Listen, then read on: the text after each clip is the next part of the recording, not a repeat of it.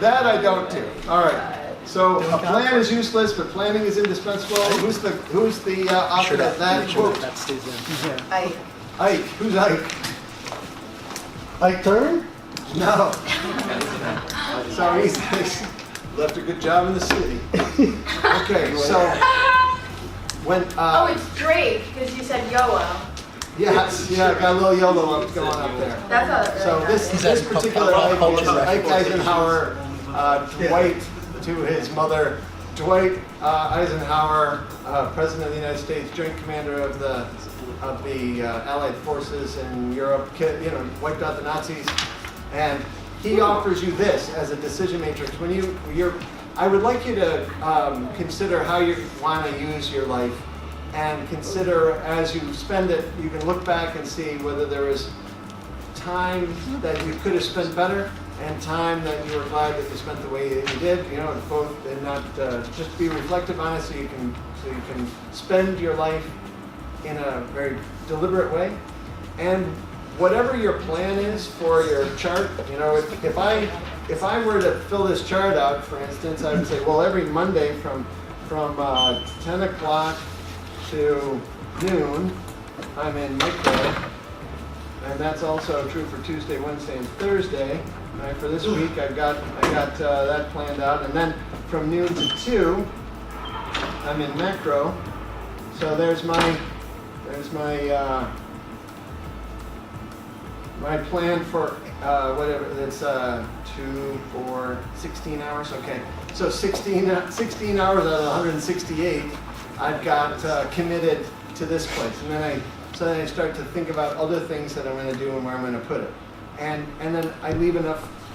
This letter that I wrote to you, this right here, that starts over here, that has you think about where you want to put your time, and as well as making sure you get enough sleep so you don't just collapse into bed when you go to sleep. That's what most people, I think, do that are your age, right? If you have a scheduled time to sleep, then you sleep better, right? We have a saying in my family: an hour of sleep before midnight is worth 2 hours of sleep after midnight. So try it sometime. It's been a while, but you go ahead and you try it sometime. You're gonna feel pretty rested. You go to bed at like 11 o'clock. You wake up at 8 o'clock. You got some good rest. All of a sudden, your brain works better. You get enough water, stuff like that.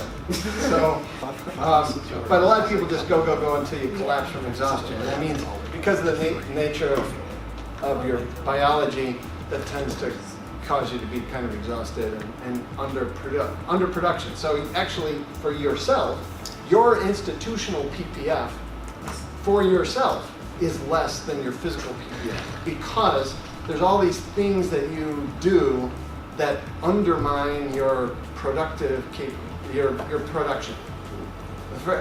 We'll use a silly example, right? Let's say that when I brush my teeth, I like to brush my teeth 10 times a day, and I brush my teeth for 15 minutes every time. You're like, that's 150 minutes a day.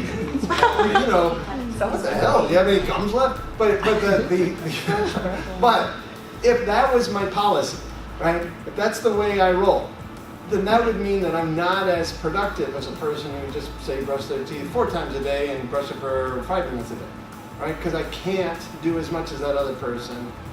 There's very few things you can do when you're brushing your teeth other than just brush your teeth, right? I haven't tried a whole lot of things, but it kind of like totally occupies the time. So you brush your teeth that much? No, I'm just saying, no, because it's it would be, the benefit that I perceive from doing it that much is not very great, and the cost is high.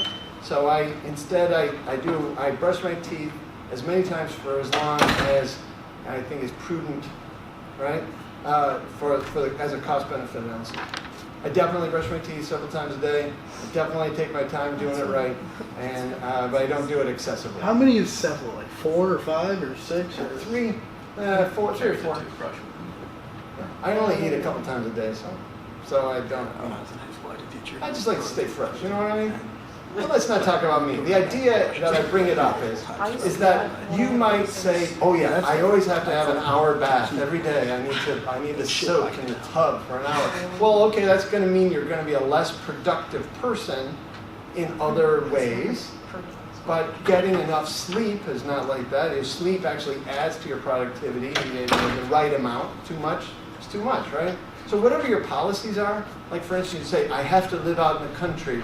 I have to live somewhere where no one else lives. Well, then that, as your policy, is going to increase your commute time. It's going to limit the number of interactions you can have. You probably won't have any internet connection. You know, so it means that because of the policies that you instituted on yourself, what you're actually physically capable of doing is less. So like my nephew, he's doing his residency right now.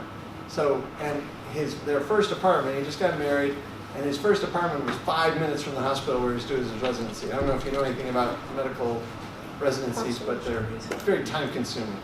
So that was nice. He could walk too. They didn't have to worry about parking or anything like that. But they've just moved further away.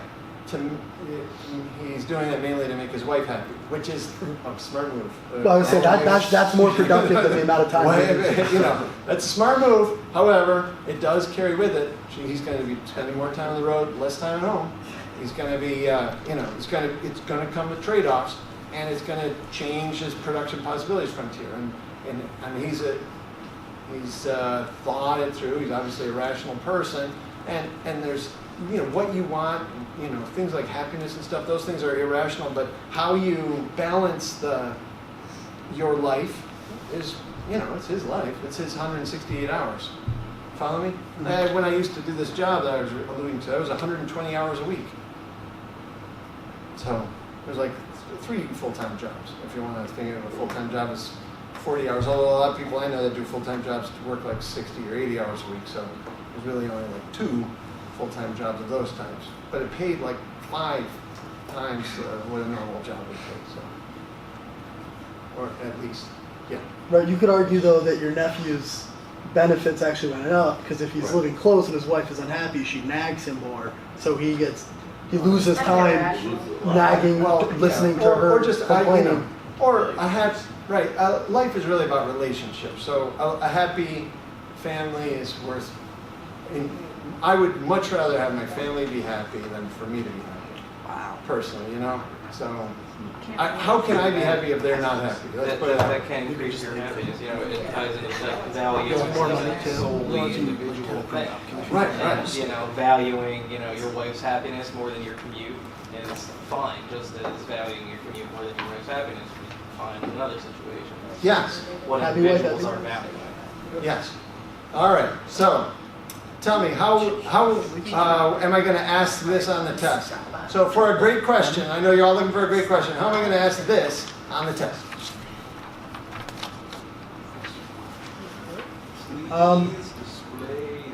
I would just assume Raise your hand, I'll call on it. Because you sure you want to take? Because you've had some great questions already. Okay, I won't ask anything then. No, it's good. No, I don't want to.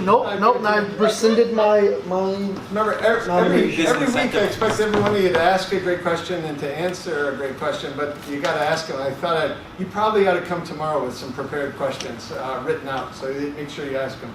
Okay, so you go ahead. If anyone wants to. No mas. No mas. All right. Wait, what was the question? How am I going to ask your understanding of this chart on the test? The final exam. I'm angry now. Yes? You might give us the chart essentially empty and ask us to draw it out, right? Or with like urgent, not urgent, important, not important, and ask us to draw it out. Yeah. So I won't draw anything. It's multiple choice. But that's the right thing. That I basically, and I'm not going to give you the chart. I'll just say, according to Eisenhower, if you have something urgent that's not important to you, what should you do? And the choices are A, B, C, D. All right. The answer is delegate. And the answer is delegate. Exactly. Or I might ask, if something is urgent and important, what should you do according to Ike? Do it now. Do it now. Very good. What's an example of, yes?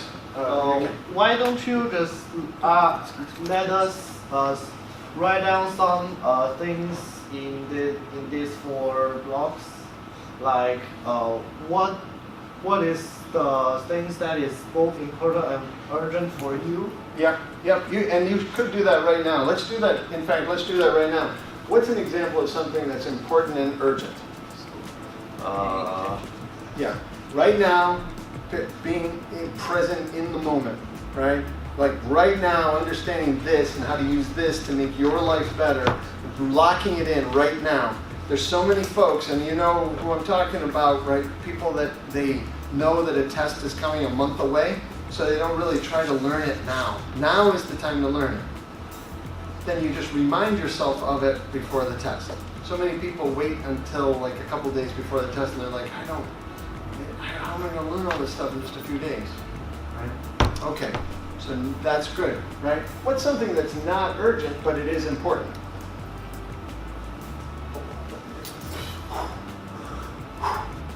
Exercise is what you're like, I don't even know what you thought I was doing. Okay,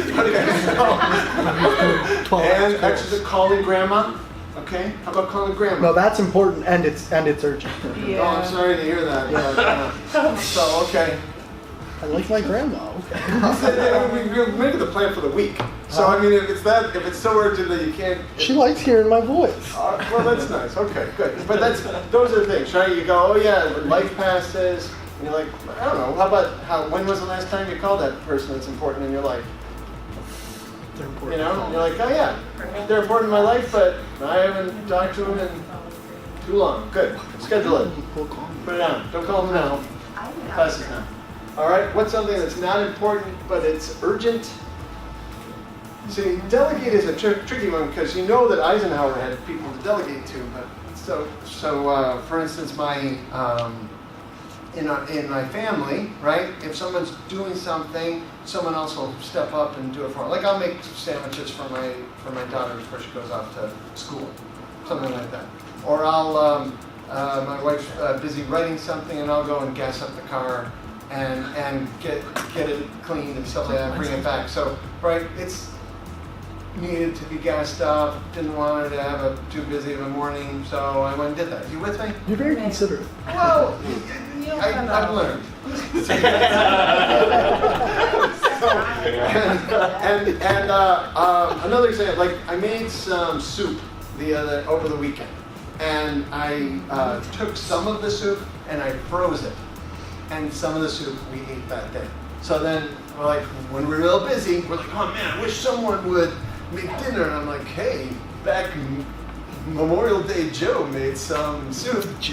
Why don't we have him in dinner? And we're like, yeah, you're Memorial Day Joe. Right? That's your future self, right? If you think about intertemporal decision making, if you think about that you can coordinate yourself with other things, right? Do get 3 instead of 1 when you're purchasing to cut down on the transaction costs and group things. You got to kind of think longitudinally instead of momentarily like that. And then there's lots of stuff you can just draw. But this is hard, right? Because everything's just asking, the Kardashians are constantly trying to get my attention. And it's a constant battle for me to just, no, I'm not paying attention. I have other things to do. It's really that much of a struggle? What's that? I said it's really that much of a struggle for you? Yeah, mostly. It's borderline important? No, I'm just saying important it's not urgent, it's not important, but it does, whoever their marketing person is a great marketing person. Oh my gosh, we're so great. A publicist, fantastic. Okay.